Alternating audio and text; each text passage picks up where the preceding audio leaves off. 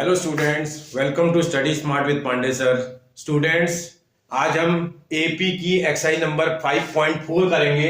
5.1, 5.3, 2 और 5.3 और इंट्रोडक्शन का वीडियो आप लोगों ने देख लिया होगा। आज हम एक्सरसाइज नंबर 5.4 का क्वेश्चन नंबर 1 करके देखते हैं।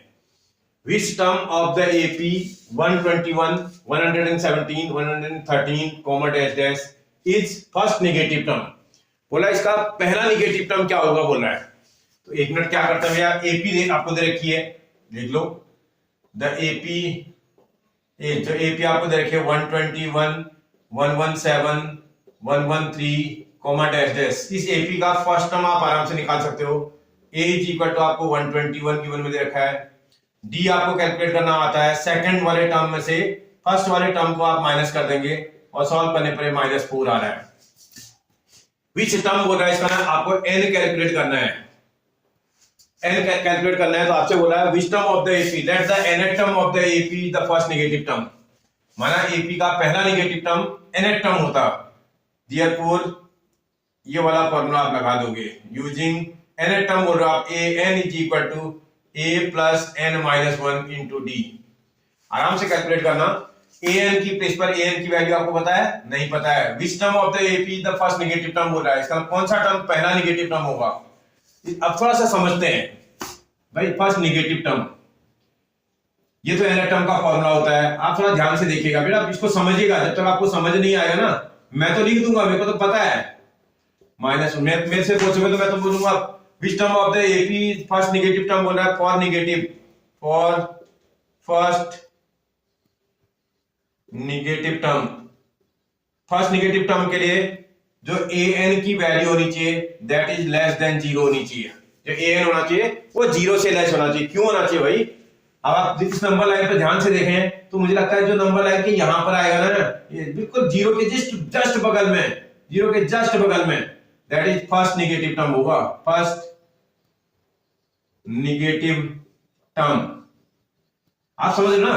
0 के जो लेफ्ट हैंड साइड आएगा, नंबर लाइन के बारे में जानते हो ना, नंबर लाइन के लेफ्ट हैंड साइड में आने वाले सारे नंबर नेगेटिव होते हैं। नंबर लाइन के राइट हैंड में 0 के राइट हैंड साइड में आने वाले सारे नंबर पॉजिटिव होते हैं। मतलब 0 के लेफ्ट वाले नेगेटिव, 0 के राइट वाले पॉजिटिव। इसका मतलब 0 के जस्ट बगल में जो लेफ्ट हैंड साइड की तरफ आ रहा होगा वही नंबर तो पहला नेगेटिव होगा, और जो 0 के जस्ट बगल में आएगा वो 0 से लेस ही तो होगा। बात समझ रहे हो ना। इसलिए आपको समझना है फॉर फर्स्ट नेगेटिव के लिए an इज इक्वल टू 0। अगर an इज लेस देन 0 है तो an का तो फॉर्मूला ये होता है a plus n minus 1 into D. ये वैल्यू लेस देन 0 होनी चाहिए। अब आप वैल्यू को रखो, a की प्लेस पर a की वैल्यू 121 प्लस n नहीं पता आपको n माइनस 1, डी आपको पता था, अभी आपने निकाला था -4 लेस देन 0। आराम से करना, ब्रैकेट ओपन करो 121, इस -4 से इसको ये plus into minus minus, minus से इस प्लस को मल्टीप्लाई करेंगे माइनस का 4n आएगा। इससे इसको मल्टीप्लाई करेंगे माइनस इंटू माइनस प्लस का 4 आ जाएगा, लेस देन 0।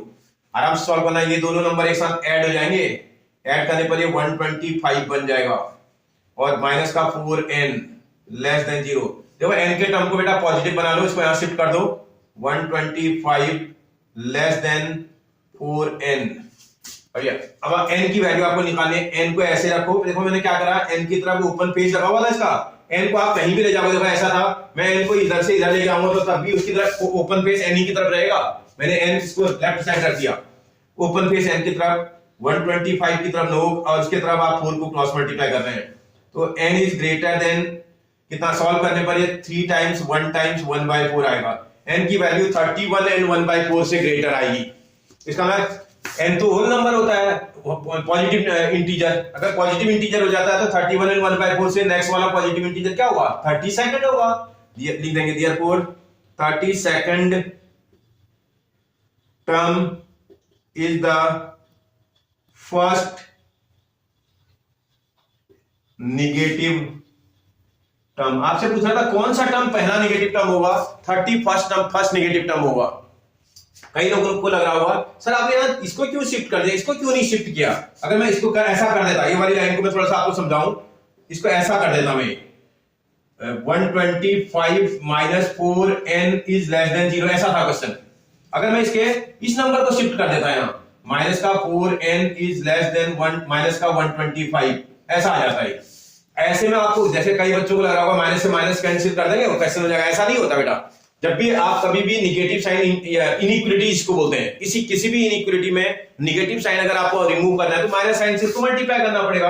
और जब भी हम किसी इनइक्वालिटी को माइनस साइन से मल्टीप्लाई करते हैं तो कुछ नहीं करना पड़ता, साइन को तो आप बदल दोगे। माइनस से मल्टीप्लाई करने पर ये 4n प्लस का हो जाएगा, माइनस से मल्टीप्लाई करने पर ये वाला 125 बन जाएगा। जैसे आप माइनस से मल्टीप्लाई करेंगे इस इनइक्वालिटी के साइन को रिवर्स कर देंगे, इसका डायरेक्शन ऐसा था तो ये ऐसा हो जाएगा। आप समझ रहे हो ना बेटा? तो इसे आपको ध्यान रखना पड़ेगा। मैंने इसीलिए n को ही शिफ्ट कर दिया, उसको पॉजिटिव बना डाला। आप समझ गए? अगर आप ऐसा भी कर देंगे तो ये ध्यान रखना कि इसमें इनइक्वालिटी के साइन को चेंज भी करना है। और जैसे ऐसा करेंगे n इज ग्रेटर देन 125/4, वही चीज आ जाएगी आपकी, सेम थिंग आ रही है। समझ में आ रहा है बेटा आपको? ठीक है, ओके बेटा। देखते हैं बेटा question number 2। The sum of the first, the third and the seventh term of the AP is 6 and their product is 8. Find the sum of first 17 terms of the AP. 16 terms, sorry. Find the sum of first 16 term of the AP. ठीक है, question करते हैं, देखते हैं क्या बोल रहा है। पहले एग्जामिनर की बात को समझना पड़ेगा पहले क्वेश्चन में। भाई पहले तो सबसे पहली बात, क्या आपको फर्स्ट टर्म और कॉमन डिफरेंस गिवन है? नहीं गिवन है। Let first term of the AP is A and common difference is D। ये आपको सबसे पहले पुट कर देना है। उसके बाद उसकी पहली कंडीशन देखते हैं, क्या कंडीशन वो फर्स्ट वाले में बोला है। अकॉर्डिंग टू फर्स्ट कंडीशन, भाई फर्स्ट कंडीशन में क्या बोल रहा है? The sum of third and seventh term of the AP is 6। Third term को किससे रिप्रेजेंट करते हो बेटा? A3 से। सेवंथ टर्म को किससे रिप्रेजेंट करते हैं बेटा? A7 से। और इसका जो सम है कितना बोल रहा है? 6 है बोल रहा है। The sum of third and seventh term is 6। फिर आराम से करना, थर्ड टर्म को आप A + 2D लिख सकते हैं ना बेटा, प्लस सेवंथ टर्म को आप A + 6D लिख सकते हैं ना बेटा, इज इक्वल टू 6। अगर A और A को ऐड कर देंगे तो 2A बन जाएगा, D और D के टर्म को ऐड करेंगे तो 8D बन जाएगा, इज इक्वल टू 6। इसी को थोड़ा और सॉल्व करना, 2 इसका कॉमन आ रहा है, यहां बचेगा A + 4D is equal to आपके पास 6 आ जाएगा। इस 2 को वहां क्रॉस मल्टीप्लाई करेंगे, 2 से 6 3 टाइम कट जाएगा, तो A + 4D is equal to 3 equation number first बन जाएगा। ये छोड़ दो इसको यही। अब जरा इसकी सेकंड कंडीशन देखते हैं। अकॉर्डिंग टू सेकंड कंडीशन, जरा देखें सेकंड कंडीशन क्या है। इसके सेकंड कंडीशन में बोल रहा है एंड देयर प्रोडक्ट इज 8। उनका जो प्रोडक्ट है वो 8 है बोल रहा है। इसका मतलब प्रोडक्ट का मतलब A3 multiplied by A7 is equal to 8 है बोल रहा है। भाई A3 मल्टीप्लाइड बाय 8, तो इसका मतलब A3 को निकालने का फॉर्मूला A + 2D आ जाएगा, A7 को निकालने का फॉर्मूला A + 6D आ जाएगा, इज इक्वल टू आपके पास कितना है बेटा? 8 है बोल रहा है। आराम से करना, इसमें एक काम और करना, इसमें A की वैल्यू निकाल लो बेटा। A इज इक्वल टू इस 4D को शिफ्ट कर दोगे तो 3 - 4D बन जाएगा ये। इसको इक्वेशन नंबर 1 मार्क करो आप। अब यहाँ A को रिप्लेस कर दो यहाँ from equation number first, equation number first से A को रिप्लेस कर देते हैं। A की जगह पर 3 - 4D रख सकते हैं। 3 - 4D A की प्लेस पर आ गया, उसके आगे की चीटिंग भी करनी पड़ेगी, प्लस का 2D भी दिखाई दे रहा है आपको ये। और ऐसे ही इसमें A की जगह पर 3 - 4D आएगा, प्लस का 6D भी आएगा, इज इक्वल टू 8। आराम से करना, ये 3 तो अपनी प्लेस पर है, इसको सॉल्व करेंगे तो माइनस का 2D आ रहा है बेटा, देखना आराम से। माइनस के 4D को प्लस के 2D के साथ सॉल्व करेंगे तो माइनस का 2D आ जाएगा। 3 अपनी प्लेस पर, इसको सॉल्व करेंगे, एक नेगेटिव पॉजिटिव सब्ट्रैक्ट कर देंगे, 6 में से 4 करेंगे तो ये 2D आएगा, साइन लार्जेस्ट नंबर के इन फ्रंट वाला लगाएंगे तो प्लस का आएगा, इज इक्वल टू 8 आ जाएगा। इसी में फॉर्मूला अप्लाई करो जरा, देखो इसमें एक फॉर्मूला लग रहा है A - B, A + B type लग रहा है। A², 3 का स्क्वायर कितना आ जाएगा बेटा? 9, B², 2 का स्क्वायर 4 और D का square D², is equal to 8 आ जाएगा। शिफ्टिंग लगा लो, इसको इधर कर दो, इसको इधर कर दो, ये इसका 9 अपनी प्लेस पर और 8 यहां आ जाएगा, इज इक्वल टू 4D² आ रहा है। इसी को से देखेंगे सॉल्व करने पर आपके पास D² की वैल्यू कितनी आ जाएगी?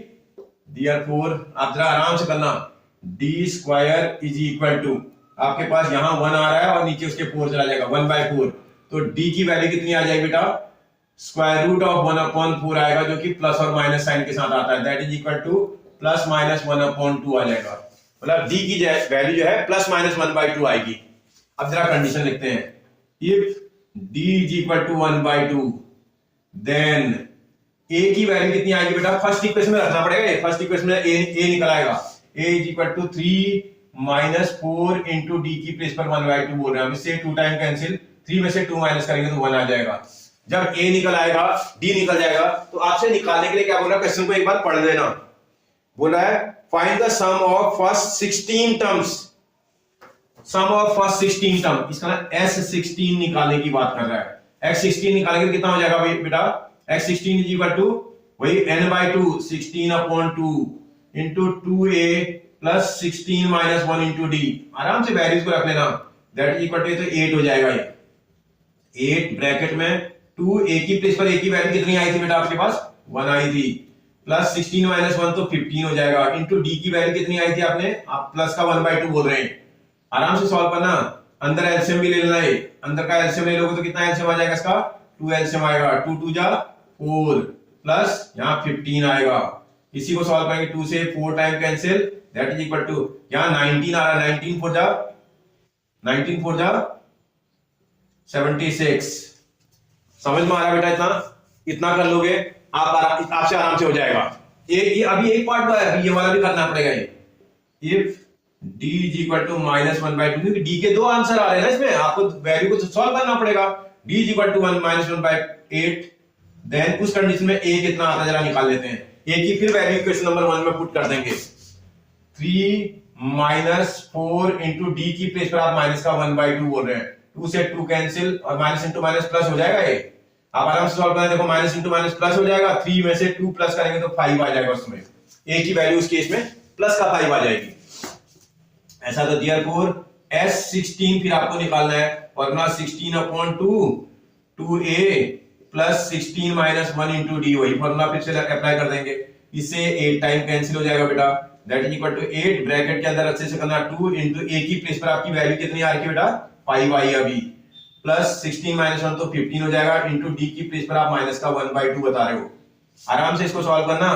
8 इधर एलसीएम चाहो तो ले सकते हैं, इसका एलसीएम तो 2 आ रहा है, ये 5 2 जा 10 और 2 से मल्टीप्लाई करें, 10 into 2 20 plus into minus minus 15 into 1 15, इसी को थोड़ा सॉल्व करेंगे, इससे 4 time cancel, that is equal to 4 multiplied by, इसको सॉल्व करने पर कितना आ रहा है बेटा, ये 5 आ रहा है, 4 5 जा 20, बोला था कितना आंसर आएगा, या तो 20 आना चाहिए या तो 76 आना चाहिए, कोई परेशानी बेटा, बन जाएगा, ओके। क्वेश्चन नंबर 3 एक बार चेक करते हैं, अ ladder has rungs 25 centimetre apart, एक लैडर है उसमें 25 सेंटीमीटर की डिस्टेंस पर, रंग्स का मतलब ये जो डंडियां टाइप की लैडर में लगी होती हैं उसकी बात कर रहा है, फिर बोला है the rungs decrease uniformly in length from 45 centimetre at the bottom to 25 centimetre at the top, जो लैडर है आपने अगर ध्यान दिया होगा भी लैडर को, सबसे नीचे वाली सबसे बड़ी होती है, सबसे ऊपर वाली सबसे छोटी होती है, एक लैडर तो प्लेन बराबर लेंथ की चलती है, एक लैडर जो है इस टाइप की बनी होती है, उसमें नीचे थोड़ा चौड़ा बनाया जाता है ताकि वो रुकी रहे, फिर बोल रहा है if the top and bottom rungs are 2 and 1/2 metre apart, इसके ये बॉटम वाली रंग से लेकर के टॉप वाली रंग के बीच की जो डिस्टेंस है 2 and 1/2 मीटर है, भाई 2 and 1/2 मिक्स फ्रैक्शन है, उसको जो है नॉर्मल फ्रैक्शन में अगर आप कन्वर्ट करेंगे तो आपका 5/2 आ जाएगा, और अगर इसी 5/2 मीटर को आप सेंटीमीटर में कन्वर्ट करेंगे तो 100 से मल्टीप्लाई करके यहां से लेकर के यहां तक की डिस्टेंस 250 सेंटीमीटर हो जाएगी, क्योंकि सारी यूनिटें तो आपके पास सेंटीमीटर में है ना बेटा, ठीक है ना, तो इसे मैंने मिक्स फ्रैक्शन को इम्प्रॉपर फ्रैक्शन में कन्वर्ट कर डाला है, तो फिर देखते हैं आगे, फिर बोल रहा है आगे लास्ट में बोलता है what is the length of would required for the rungs, बोल रहा है ये जो डंडियां है ना ये लगी हुई है, इन लड्डियों में कितना रंग्स लगाना पड़ेगा, बोल रहा है अरे वो तो निकल जाएगा, सबसे नीचे वाला पता है तुम्हें, सबसे ऊपर वाला पता है, कितनी डंडियां लगी है वो तो पता चले, कितनी रंग्स इसमें लगी हुई है, जब आप रंग्स निकाल लोगे इसके नंबर ऑफ रंग्स तो क्वेश्चन बनाना तो बहुत आसान हो जाएगा, फिर कोई टेंशन ही नहीं आपको, तो इसका मतलब सबसे पहले आप नंबर ऑफ रंग्स निकाल लो, number of rungs is equal to, कैसे निकलेगा भैया, एक चीज देखो, यहां से यहां तक की डिस्टेंस आपको पता है, दो स्टिक्स के बीच की डिस्टेंस आपको पता है 25 है, मतलब सबसे नीचे वाला और सबसे ऊपर वाले के बीच में जो डिस्टेंस है वो 25 है, सब में बराबर बराबर डिस्टेंस है, और यहां से लेकर के यहां तक की जो टोटल डिस्टेंस वो 250 है, समझ में आ रहा है ना, मैं यहां से लेकर के यहां तक की डिस्टेंस 250 है, अब इससे इसको डिवाइड करेंगे नंबर ऑफ रंग्स निकल जाएगा, तुमको मैंने बता रखा है जब भी आप डिवाइड करते हैं उसमें एक के वाला हट जाता है तो उसको ऐड भी करना पड़ता है, तो इसमें 1 ऐड भी करना पड़ेगा। अब आप सॉल्व करोगे तो 10 प्लस 1 11 आ रहा है। आप देख रहे हो ये 10 आ रहा है, इससे इसको करेंगे तो 10 आ जाएगा। 10 में 1 प्लस करेंगे तो 11। इसमें नंबर ऑफ रंग्स कितने हैं बेटा? 11। इसका नंबर ऑफ रंग्स को आप n भी बोल सकते हैं, इसको n से रिप्रेजेंट कर सकते हैं। इसमें a देखोगे आप फर्स्ट वाला टर्म है 45 सेंटीमीटर a है। इसका अगर लास्ट टर्म देखोगे आप l, जिसको आप nth टर्म भी बोलते हैं an, ये दोनों एक ही होता है, that is equal to 25 centimetre है। और बोला कितना जो आप रंग लगाएंगे ये इसकी टोटल लेंथ कितनी होगी भैया? टोटल लेंथ का मतलब ये वाली रंग, ये वाली रंग, ये वाली रंग और भी बहुत बीच में है, उन सबको क्या करना पड़ेगा? मुझे ऐड करना पड़ेगा। ऐड करने के लिए आप एक में क्या निकालते हो बेटा? सम निकालते हो। Therefore length of would required for rungs, इस रंग में कितने वुड की जरूरत पड़ेगी बोल रहा है। Sn निकालना पड़ेगा। Sn क्या निकालना पड़ेगा? S11 निकालना पड़ेगा। 11 रंग है ना ये, S11 निकालना पड़ेगा। S11 निकालने का फॉर्मूला क्या हो जाएगा भैया? n/2 a प्लस l होता ना, n/2 a plus l। n/2 का मतलब 11/2, a की प्लेस पर a की वैल्यू आप देखो कितनी है आपके पास? 45। l की प्लेस पर कितनी वैल्यू है? 25। आराम से सॉल्व करना। 11/2 मल्टीप्लाई बाय इसको ऐड करेंगे तो 70 हो जाएगा ये, और इसे 35 टाइम कैंसिल। 35 को 11 से मल्टीप्लाई करेंगे 385 आ रहा होगा शायद। 11 5 55 का 5 कैरी इक्वल टू 5, 11 3 33 और 5 38। इतना यूनिट भी आएगी बेटा इसकी सेंटीमीटर, ठीक है ना, क्योंकि लेंथ आपके जो एक रंग की लेंथ है वो सेंटीमीटर में है, तो जो वुड आपको रिक्वायर्ड होगा वो 385 सेंटीमीटर लेंथ का चाहिए आपको इतने रंग्स बनाने के लिए। कोई परेशानी? बहुत आसान है, आप अगर एक दो बार ट्राई करेंगे तो आपसे बन जाएगा आराम से। ठीक है बेटा, नेक्स्ट देखते हैं बेटा question number 4। The houses of a row are numbered consecutively from 1 to 49 so that there is a value of x such that the sum of the number of houses preceding the house number x is equal to the sum of the number of houses following it. Find the value of x. आप पहले समझो question क्या बोल रहा है। बोला है एक रो में, ये रो, इस रो में आपसे बोल रहा है 1 से लेकर के 1 नंबर भी है, 2 हाउस नंबर 1 भी है, हाउस नंबर 2 भी है, हाउस नंबर 3 भी है, और हाउस नंबर 49 तक है बोल रहा है। इसमें इस रो में जो हाउस नंबर है 1 से लेकर के 49 तक के हाउस नंबर है, और उन हाउस नंबर के बीच में कहीं पर एक हाउस नंबर x है बोल रहा है, x हाउस नंबर है। अगर यहाँ x हाउस नंबर है तो x से पहला वाला हाउस नंबर क्या होना चाहिए बेटा? देखो 3 से पहला 3 - 1 है, 2 से पहले 2 - 1 है, तो x से पहले x - 1 होना चाहिए बेटा। इससे पहले जो हाउस नंबर आएगा वो x - 1 होगा, और इसके बाद जो हाउस नंबर आएगा वो x + 1 होगा। इतनी बात तो समझ में आ रही मुझे। मैं इसकी कंडीशन को समझ करके करूंगा अभी। ये मैंने अभी अपने समझने के लिए पहले एक फिगर से समझ लिया इसको। अब ये एग्जामिनर बोल रहा था कि भाई अकॉर्डिंग टू क्वेश्चन, आप इसके क्वेश्चन को देखते हैं। अकॉर्डिंग टू क्वेश्चन क्या बोल रहा है ये मुझसे बोल रहा है कि जो है फाइंड द वैल्यू ऑफ जो x है such that the sum of the number of houses preceding the house number x। जो हाउस नंबर x है इससे पहले वाले जो हाउस नंबर है यहां से यहां तक इनका जो सम है ये इक्वल टू है बोल रहा है the houses followed to x। जो x को फॉलो कर रहे हैं उस हाउसों के सम के बराबर, मतलब x के बाद आने वाले हाउसों का हाउस नंबर का सम और x से पहले आने वाले हाउसों के हाउस नंबर का जो सम आ रहा है वो सेम आ रहा है बोल रहा है, ये एग्जामिनर कह रहा है। तो हम समझ तो गए थोड़ा बहुत, अब जरा समझ करके हम क्वेश्चन को बनाते हैं। तो अकॉर्डिंग टू क्वेश्चन अगर हम देखें जो यहां से यहां तक के हाउस नंबर का सम का मतलब क्या हुआ भैया? इसका नाम 1 + 2 + 3 + डैश डैश प्लस x - 1, जो ये आएगा ना इज इक्वल टू, ये इक्वल टू है बोल रहा है sum of the houses, house number x + 1 plus इसके बाद जो हाउस नंबर आएगा वो x + 2 होना चाहिए ना बेटा। x + 1 + x + 2 plus dash dash plus 49, ऐसा ही एग्जामिनर बोल रहा है। एग्जामिनर की कंडीशन को समझा, उसको ये समझ ये आ रहा है मुझे। अब मुझे थोड़ा अपना दिमाग लगाना पड़ेगा। इसका सम तो निकालना मेरे लिए आसान है, इसका निकालना मेरे लिए बहुत मुश्किल है। इसको मैं थोड़ा आसान तरीके से बनाता हूं।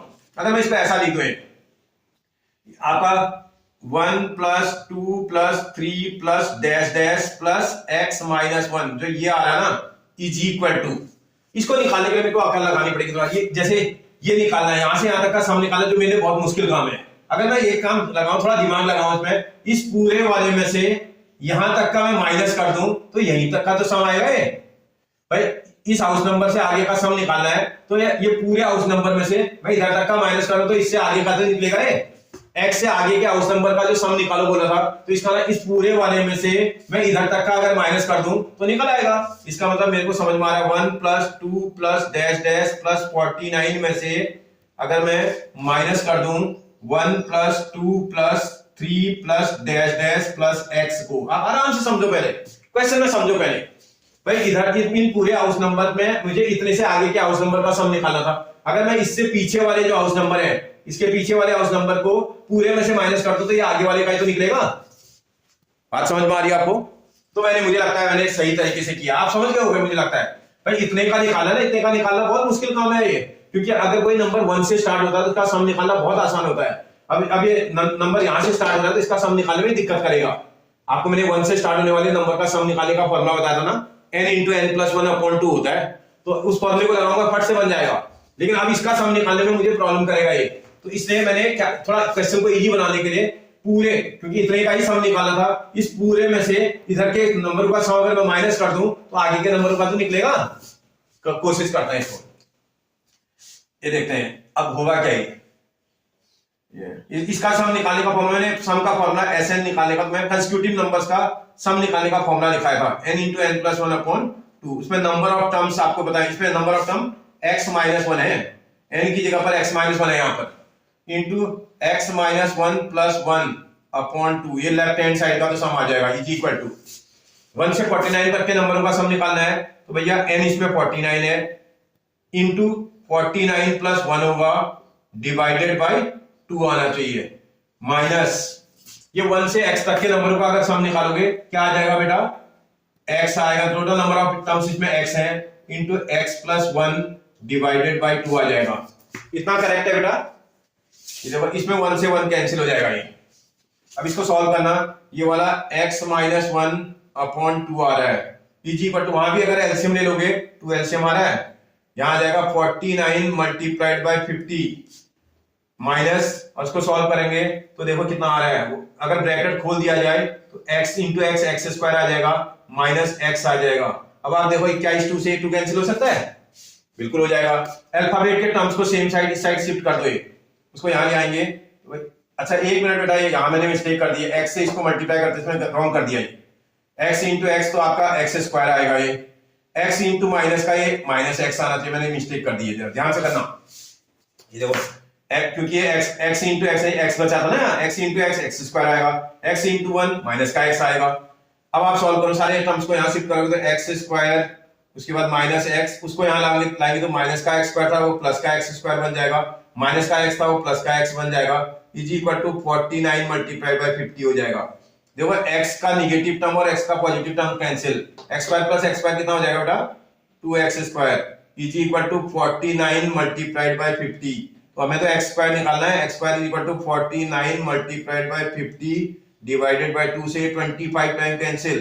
x स्क्वायर की अगर वैल्यू इतनी आ रही है तो x की निकालनी तुम्हें, x इज इक्वल टू आप निकालोगे तो स्क्वायर रूट लगेगा ना, आपका 49 मल्टीप्लाइड बाय 25 पे स्क्वायर रूट का साइन लगेगा, और जब भी स्क्वायर रूट लगता है प्लस माइनस भी लगता है, तो इसका मतलब x is equal two plus minus 49 का स्क्वायर रूट 7 होता है, 25 का 5 होता है, तो x is equal two plus minus 35 आएगा। अब आपको एक चीज देखनी पड़ेगी, निगेटिव तो पॉसिबल ही नहीं है इसमें, x is equal to minus 35 not possible है भैया। क्यों नॉट पॉसिबल है भाई? क्योंकि हाउस नंबर कभी निगेटिव होता ही नहीं है, किसी का भी हाउस नंबर निगेटिव नहीं होता है।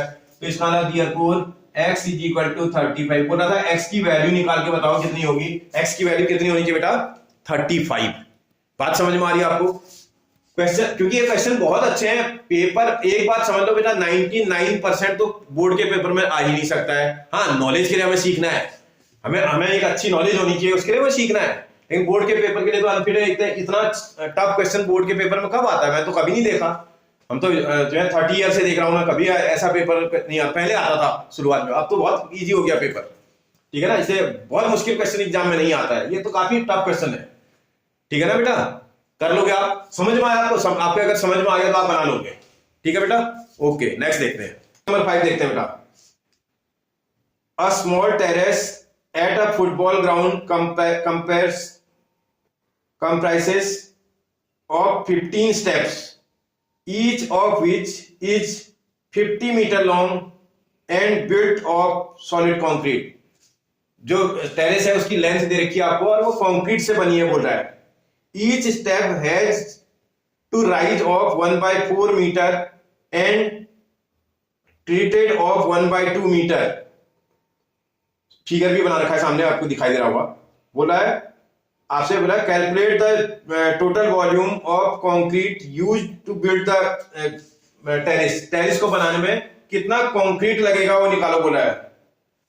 ठीक है, अभी एक मिनट पहले समझते हैं क्या बोलना क्या चाह रहा है. भाई जो टेरेस है अगर आप ध्यान दें टेरेस क्यूबॉइडल है, अगर आपने ध्यान से देखा हो तो, क्योंकि इसमें जो टेरेस बना हुआ है इस तरह से बनी हुई रफ आइडिया तुम्हें बताता हूं.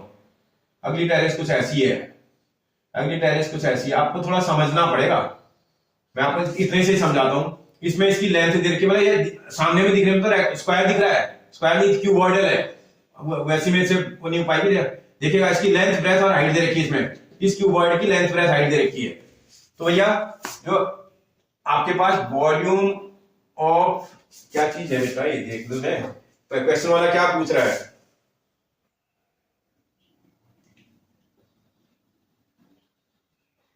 कंक्रीट है इसमें. Volume of concrete in first step, in first वाले स्टेप में कितना कंक्रीट लगेगा बोला है. भाई कितना कंक्रीट लगेगा, एक क्यूबॉइड में कितना कंक्रीट लगना चाहिए क्यूबॉइड के वॉल्यूम के बराबर. क्यूबॉइड का लेंथ दे बोल रहा है 50 मीटर की है, इनटू ब्रेथ उसकी 1/2 है, शायद 1/2 है या 1/4 है. उसकी ब्रेथ 1/2 मीटर की है और उसकी जो हाइट है वो 1/4 मीटर की है. ऐसा एग्जामिनर बोल रहा है. तो इसमें जो कंक्रीट लगेगा इतना मीटर क्यूब लगेगा. कैलकुलेशन नहीं करनी बेटा, छोड़ देना. जो सेकंड स्टेप होगी volume of concrete in second step, जो सेकंड स्टेप होगी उसमें कितना कंक्रीट लगेगा आप ध्यान से देखिएगा. जो सेकंड वाली स्टेप है ना बेटा, अगर आप थोड़ा ध्यान से देखोगे क्या हो रहा है, इसका डबल है यार.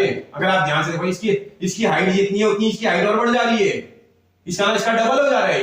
तो इसका जो सेकंड वाली स्टेप होगी उस पे जो कंक्रीट लगेगा 2 multiplied by 50 multiplied by 1/2 multiplied by 1/4, इतना मीटर क्यूब लगना चाहिए. आप मेरी बात समझ रहे हो ना. ऐसे अगर volume of concrete in third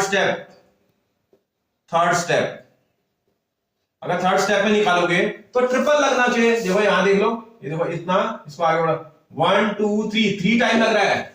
जितना इसमें लग रहा था उसका 3 टाइम लग रहा है. इसका मतलब 3 multiplied by 50 multiplied by 1/2 multiplied by 1/4, इतना मीटर क्यूब लगेगा. कितने स्टेप है बोला इसमें, 15 स्टेप है. अगर 15 स्टेप है तो कितना टोटल कंक्रीट रिक्वायर्ड होगा. Therefore total concrete required in 15 steps. भैया 15 स्टेप्स में कितना कंक्रीट लगेगा बोल रहा है, तुमको ऐड करना पड़ेगा.